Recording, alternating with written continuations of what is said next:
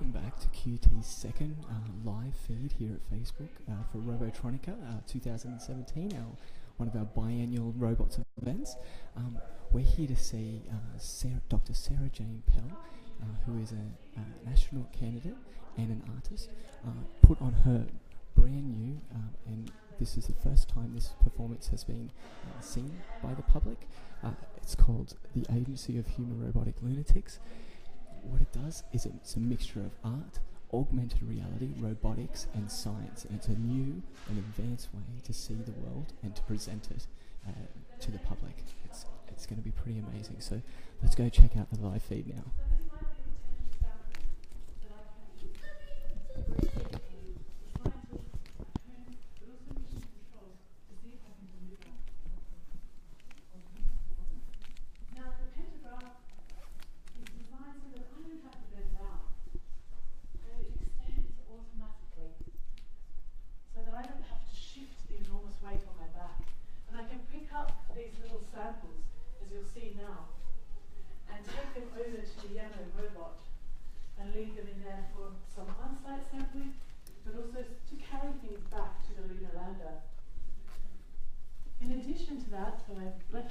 There, I can also leave my tool there so that I'm free to walk around and work with Yemo.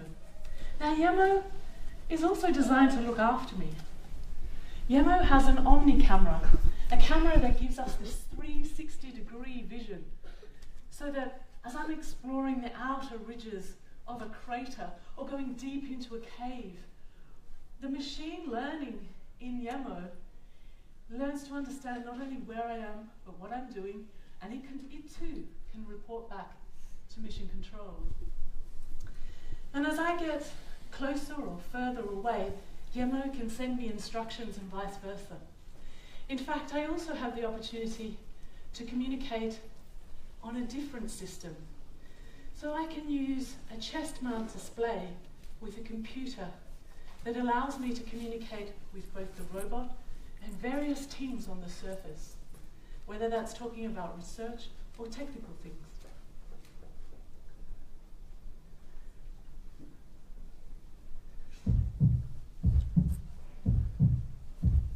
Underneath my suit, I also have beautiful biometrics. My heart rate is recorded during all of my activities, and the analysis of the data between the microbeats of the heart rate can tell the people on the surface and mission control many miles away if I'm getting a little anxious, if I'm doing something I shouldn't be doing, and if my stress levels are increasing. Perhaps it's an indication they think, oh, of being able to analyze when I might fall over. And why is this a problem? Why is this useful? Because astronauts have fallen over on the moon many times, and with the weight of this suit, we have no idea how to get up. But I was able to trick the system. The data said I was going to fall over all the time, and I never did. So when I was underwater, I had a little trick. I'm a trained diver, I'm a trained underwater performer. So I knew at the extension or length of my activities that I could exhale, and I was giving myself a little pocket of air inside the suit. So as I fell to the ground on a tippy toe, I had time to recorrect before the bubbles came down and let the suit and the weight of the suit come down and fall upon me.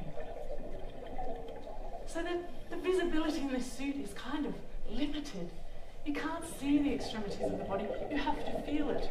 And if you've ever seen the Disney production of the Hippo Ballerina, that's what I felt like. I had this incredible buoyancy and body that floated after me and fell down. And also I could extend the reach of my gesture to show how we might pick up things that were way down low, and how we may move more effectively. So when it came to the situation where the trials were taken out into this new world, into the actual ocean environment, I no longer thought about these systems. They became automatic. What I could then take in was this incredible environment. Just knowing that my body shape had changed, but now I was part of a bigger body, a body of water. So there were all types of activities that I needed to perform. I performed and rehearsed them over and over in a pool situation, the tiniest detail. But that's what you need to do, because the tiniest detail on Earth, well, if we can't get it wrong right here, we can't get it right on the moon. So picking up a little stone is much like the first thing you learn when you learn how to swim, is to pick up a stone underwater. It's very similar. So, Yemo, I can work with him with gesture control. So I can command Yemo to come and walk with me. I can get him to direct him. Switch into gesture control of the Yemo assistant robot. Mass calibration procedure. Roger, mission control. Switching to protocol 2, gesture control. I first calibrate with this surface. Now I can switch to a manual control.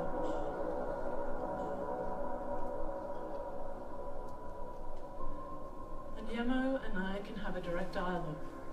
So I can move through the space. I can find Yemo again, who has my tools. And things become a little easier. We now know how to cooperate with each other. And while it's very difficult sometimes to find the samples, particularly undersea, there's so many bits of material and hazards. And the visibility is really poor. But as we scout around, Yemo providing some of the scouting with its omnidirectional camera, and me providing visibility through the cameras that I'm wearing, and also my eyes, we can collect samples, check with our rovers that they are the data that need to be collected, and send them back into Yemo.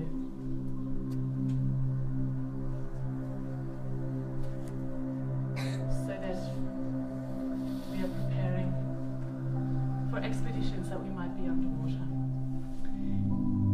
Proceed with flag deployment. Roger, mission control. Proceeding with flag deployment. This is a classic. If we can't do this, why send the mission? So, everywhere we go, humans take a flag or a stamp, something to say, I was here. This is significant. The artifacts that we leave behind represent us.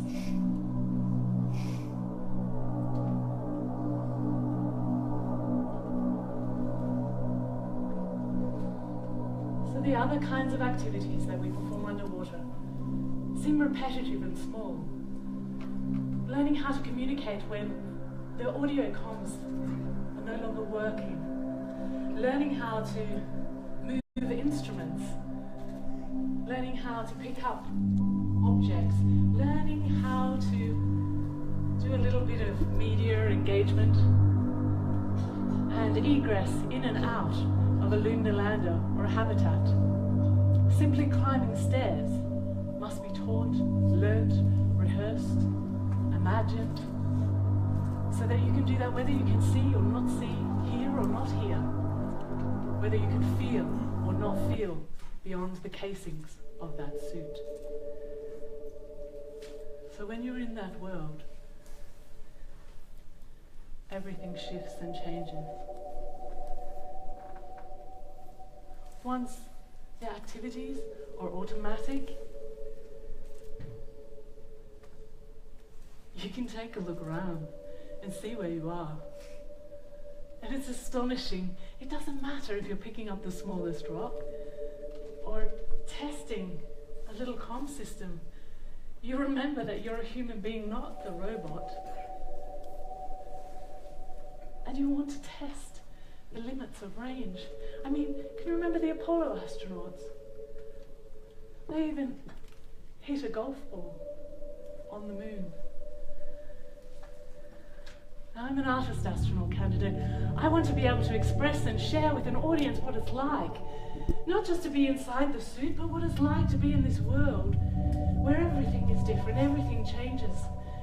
I originally studied drawing, so I know, like, perhaps I can draw and perhaps I can record and map what I see. But I'm also aware that the things that I map are framed by a perspective and a reality that I've had before. I bring with me, wherever I go, this need for order and this reference of all that I've experienced on Earth as a terrestrial being and also as a diver. And finding a way to get beyond the edges of that, to see what's really there, to feel and to have an embodied experience beyond the layers of perception and the layers of history. So much of our, even in our DNA, we carry with us that need to explore for new resources, for new opportunities, for being more than we are. And in this space, this brave new world, we have the opportunity to even find and discover something else if we can only get past the expectation and the framework that we bring with us. If we can only let go. EV1 Mission Control Bremen. Comms check. Roger, Mission Control, EV1. Comms check, standing by. Comms check.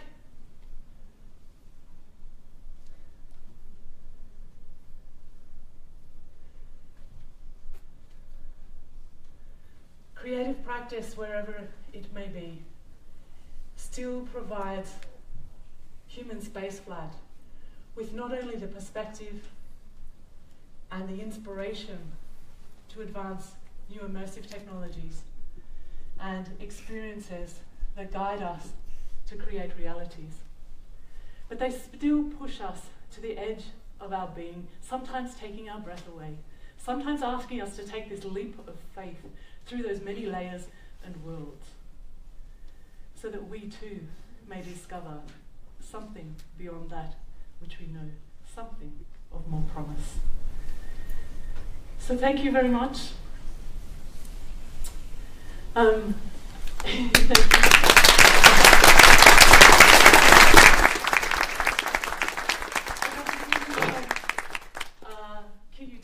and Robotronica for both commissioning and hosting this creative development, and to also the technicians, to the amazing support that we've had from the venue and the many volunteers behind the scenes. And I'd like to introduce to you two people who have made this work possible. James Loveday of Cinema Swarm, if you'd like to come out, and Charles Franklin of Music and Vision. This is effectively my angel and my MacGyver who've worked with me on this.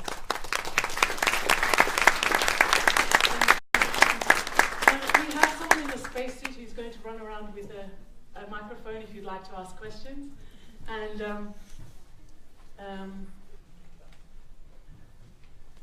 we'll work with this one. Thank you.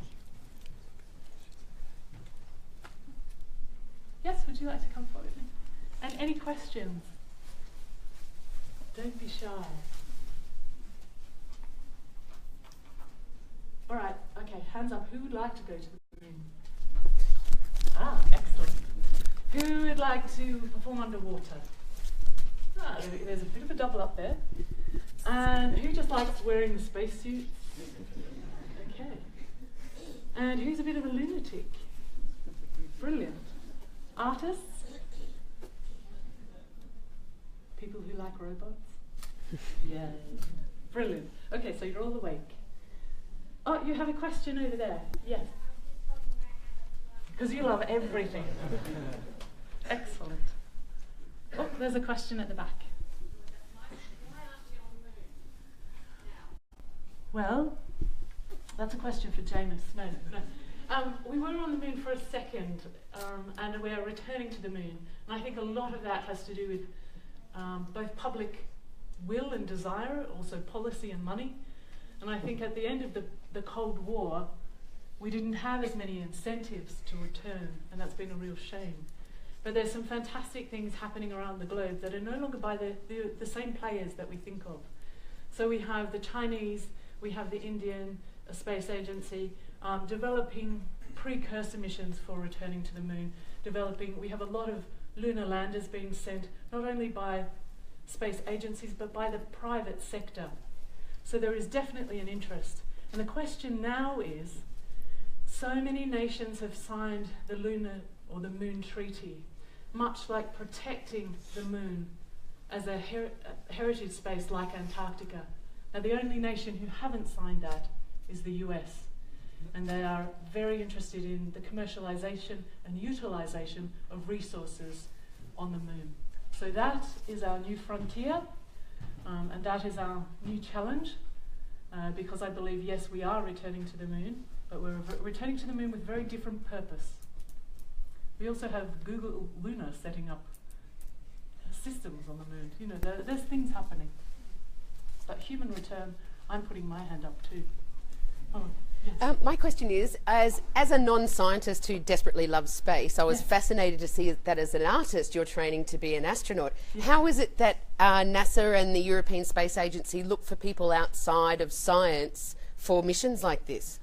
Well, I think we're in a different era and a different age. So historically we've looked at getting the A team who are going to pioneer and be test pilots for the first range of exploration and discovery. We have a different generation of people coming through with engineering expertise. We're now at a different phase, say with the International Space Station, where the build has pretty much been completed, and now we're undertaking the science. So the science is the emphasis there. And as we are currently looking at both public and private space exploration, but also space tourism, and new opportunities and frontiers are opening up, the types of people who are qualifying for space are also very interdisciplinary. So I have a background where I've worked in many science and technology contexts, both performing the operation, but also performing the art, and bringing a different skill and insight as both a performer and an artist, and somebody who is communicating that experience with audiences. And as you'll note, you would have seen astronauts, the demands on their time are that they can communicate with the public all the time. Do you have some technical questions? We have. Yes. I'm always interested with the temperature regulation of the spaceships. Yes. Has there been more advancements on that and sort of commercial applications for it, you know, in more colder or hotter environments in the world? Sure. I think, generally speaking, I'm not an expert in that area, but yes, there's tremendous both spin-off and spin-in for the technologies. I think the technologies that are used in space are predominantly have Earth application. I'm more familiar with the temperature regulation of a spacesuit, for instance, and there's even some discrepancy there in some details. So the mission that I'm planning for is the suborbital mission, and I'm going through extreme temperature variation over a really short duration of 26 minutes. And even the heating and cooling in a single suit is not optimum. We have to work on it. So in a vehicle, we're still using systems that have been space rated, systems that have been space hardened, that I guess by today's standards are old technologies. Yes?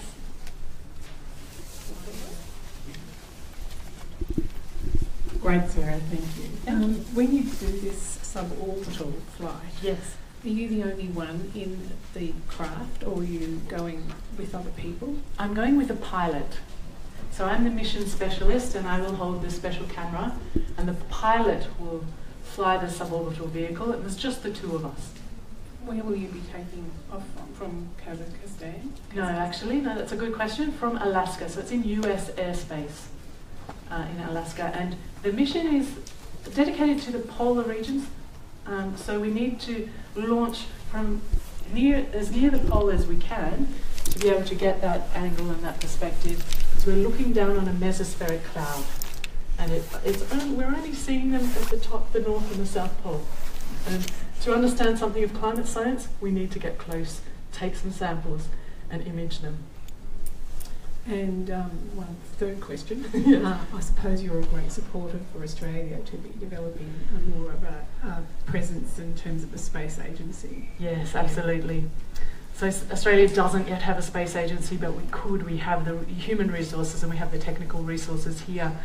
And it would be a tremendous financial interest if we could. We have a fantastic telecommunications network and system here. So rather than paying other countries to have data, we could be using our own satellites and getting data directly.